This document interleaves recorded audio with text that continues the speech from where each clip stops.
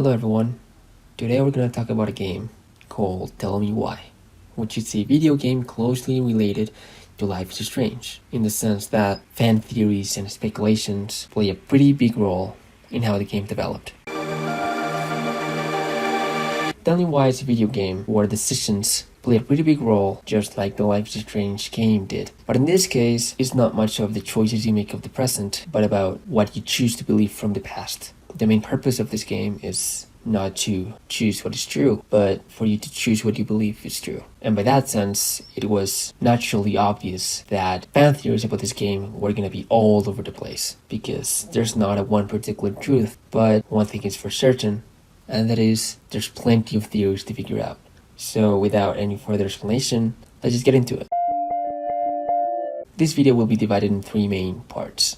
We're going to talk about fan theories that came out after Chapter 1 was released, after Chapter 2 was released, and lastly, we're going to talk about the fan theories that came out after Chapter 3 was released. So before getting into this, it's good to comment on the first fan theory that came out about this game ever. And it depends on the promotional material, which are two trailers prior to the release of the game, where fans speculated that Marianne had attacked Tyler after he came out as transgender.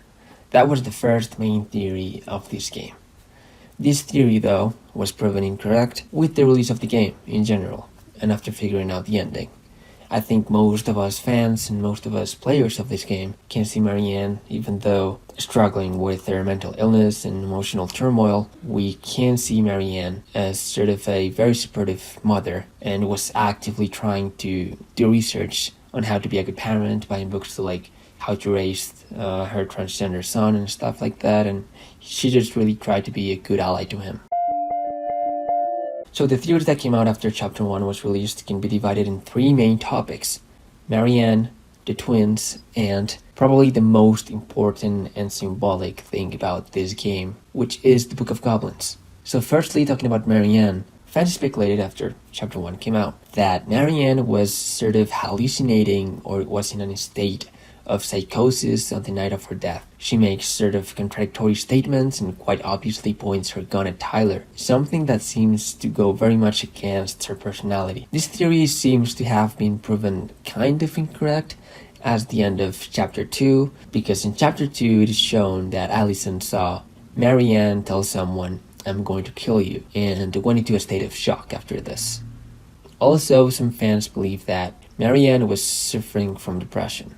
That became increasingly severe after October 2004. She appears to have been prescribed some sort of medication that she was not taking at the time, and was highly distant from her children and those around her. Also had a hard time doing basic household tasks, and by that point Marianne may have been attempting to commit suicide. On the night of March 1 of 2005, Tyler states that she was in a cheerful, upbeat mood that evening, and that dinner had been almost like a party. When Tyler approaches her in the shed, she's fiddling with the gun and seems to be pointing it at herself. This theory may be correct, if the player chooses to believe Tom's version of the events. Now let's talk about the twins, Tyler Ronan and Allison Ronan. Fans theorized, after Chapter 1 came out, that the story will end with the player being forced to choose between the series of events Tyler remembers and the series of events Allison remembers, and that the truth of what happened on March 1 is entirely dependent upon this choice. However, this theory was proven again, for the most part, incorrect in Chapter 3.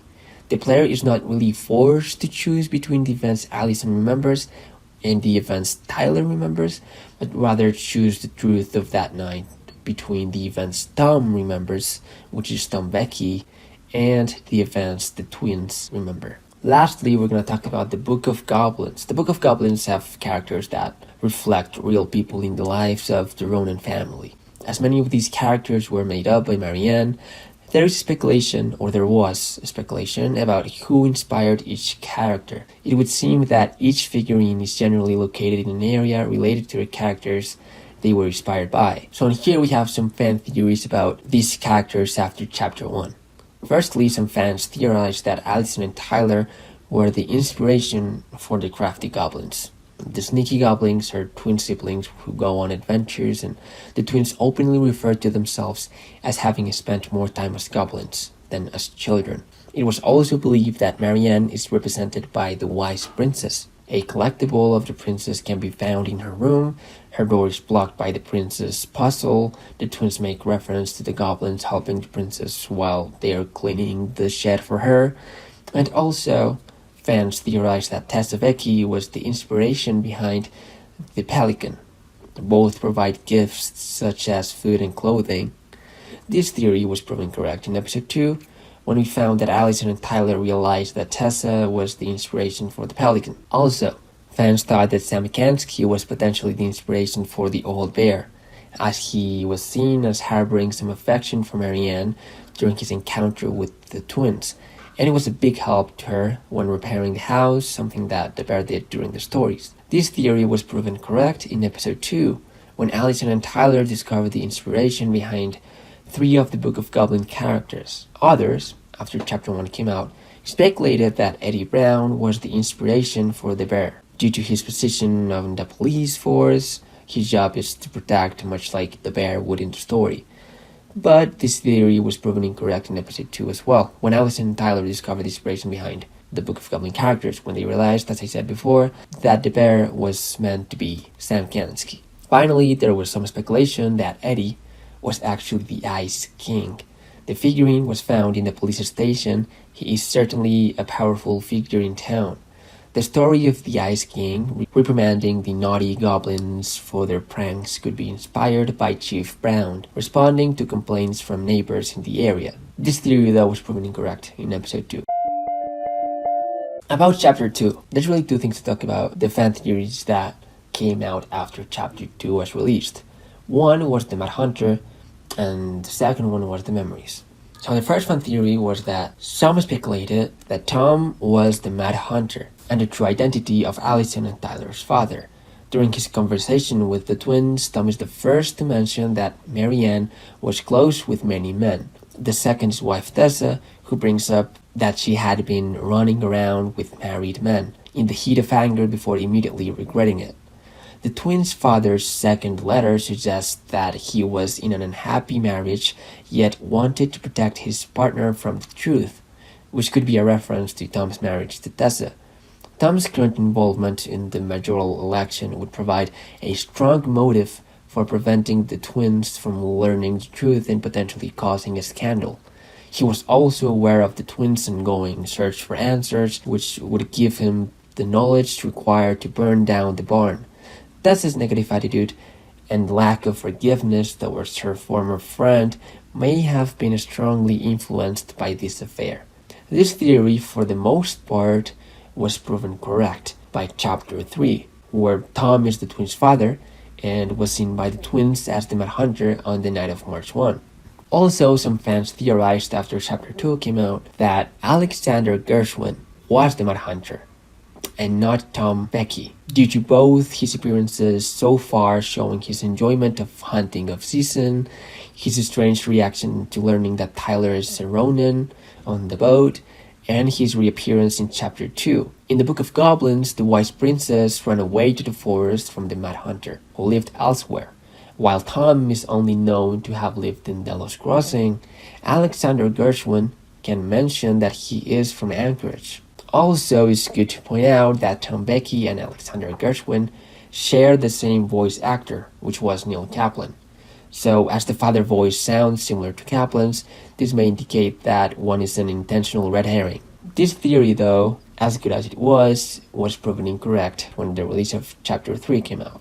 About the memories, interpreting Tyler's repetition of an earlier voice clip to Allison at the dock as prompted by an external force rather than Tyler's subconscious, some theorized, back when chapter 2 came out, that the twins' memories have been purposely tampered with, as Marianne threatens to kill both the twins' father and the young Tyler, with the exact same delivery. Now, after chapter 3 came out, which is after the game ended basically, the main theory that most fans sort of agreed with was about Marianne. Many fans believe that Tom Becky's memories of the night of March 1 of 2005 were the truth of what truly happened that night, aligning with fan speculation that Marianne was attempting suicide and was interrupted by Tyler, and did not mean to hurt her son. This also brought another theory about Marianne's intention to suicide. Some fans theorized that Marianne chose to die in the final moments after Allison stabbed her. It's not much a murder, as it is just a trigger to just go and sink yourself under the bottom of the lake. We know from the autopsy report that the wound was not really lethal, and fans thought she could have easily survived it. But at that point, Marianne realized that her options were close to none. Her kids were going to be taken from her, and maybe she thought that was for the best, since they were terrified enough to stab her. And maybe she felt in that moment that the best thing to do was to just jump to the bottom of the lake. Lastly, this brings us to the last theory of this video, which is also related to the Book of Goblins. We often saw and we know that Marianne as the princess in the Book of Goblins. But we could also say Marianne can be more than just one character. And by that we mean that Marianne is not only the princess, but also the moon hag. The moon hag represents the dark side of Marianne, the addict, the bad mother, who has her children steal from a friend, the woman who has affairs with married men and then discards them. She could be a loving and supportive mother like the princess, but also we could consider her to be the moon hag. Marianne, whether she is the moon hag or she is the princess, one thing that's for sure, and that's the Mad Hunter. If the Mad Hunter represents mental illness, as some fans seem to agree on, and knowing that Allison struggles with mental illness in the same way that Marianne does, one thing that we know for sure is that the Mad Hunter has the potential to follow Allison, just like it followed her mother. And that's the end of this video. If you liked it, you can subscribe to my channel, maybe leave a like, leave a comment, and I hope we can keep in touch. Goodbye. Ready for the mosh pit, Shaka Bra.